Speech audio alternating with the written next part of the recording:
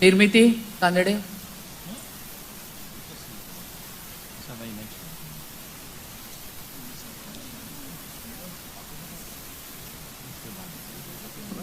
रामकृष्ण हरी सर्वांना.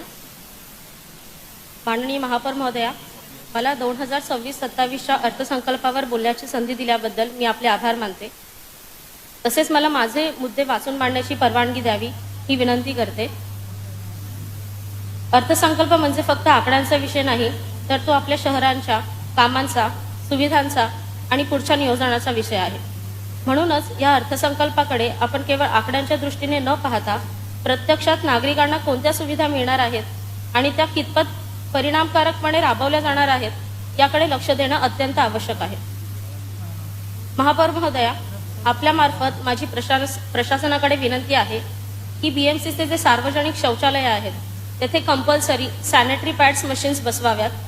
BMCने सुमारे 5,000 मशीन्स बसवण्याचा प्लॅन केला होता, पण काही कारणास्तव हा प्रोजेक्ट नंतर कमी करून 200 मशीन पुरताच करण्यात आला.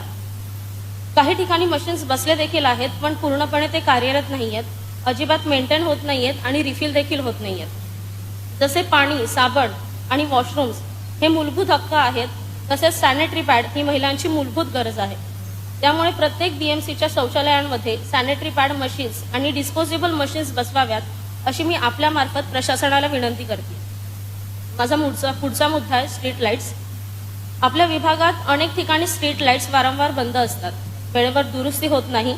त्यामुळे नागरिकांना, विशेषतः महिलांना व ज्येष्ठ नागरिकांना मोठा त्रास सहन करावा लागतो. रात्री सुरक्षतेचा धोका वाढतोय, चोरी, अपघात, गुन्हे वाढण्याची देखील शक्यता होतीये. नागरिकांचा प्रशासनावरील विश्वास वाढणे अत्यंत आवश्यक आहे. महापौर महोदया, माझी आपल्यामार्फत प्रशासनाला विनंती आहे की स्ट्रीट लाईट मेंटेनन्स करणाऱ्या अदानी कंपनीवर नियंत्रण ठेवलं गेलं पाहिजे. वारंवार लाईट बंद झाल्यास दंड आकारला गेला पाहिजे. त्यामुळे नियमित महापालिकेला त्याचा महसूल देखील मिळेल. खरं तर मला असं वाटतंय की फक्त दंड नाही, तर ही सिस्टीम सुधारली गेली पाहिजे. लाईट बंद झाल्यानंतर 2 ते 3 तासात दुरुस्ती बंधनकारक गेली पाहिजे. काम न झाल्यास पर डे दंड आकारला गेला पाहिजे. प्रत्येक प्रभागात मंथली ऑडिट देखील झालं गेलं पाहिजे. शहराच्या सुरक्षेसाठी स्ट्रीट लाईट ही लक्झरी नसून ही नेसेसिटी आहे. त्यामुळे मेंटेनन्ससाठी योग्य तरतूद आणि स्ट्रिक्ट मॉनिटरिंग आवश्यक आहे. अंधारात राहणारा रस्ता हा फक्त प्रकाशाचा नाही, तर सुरक्षतेचा प्रश्न आहे. त्यामुळे जबाबदार कंपनींवर कडक कारवाई करून नागरिकांना सुरक्षित व प्रकाशमान मुंबई देणं ही प्रशासनाची जबाबदारी आहे.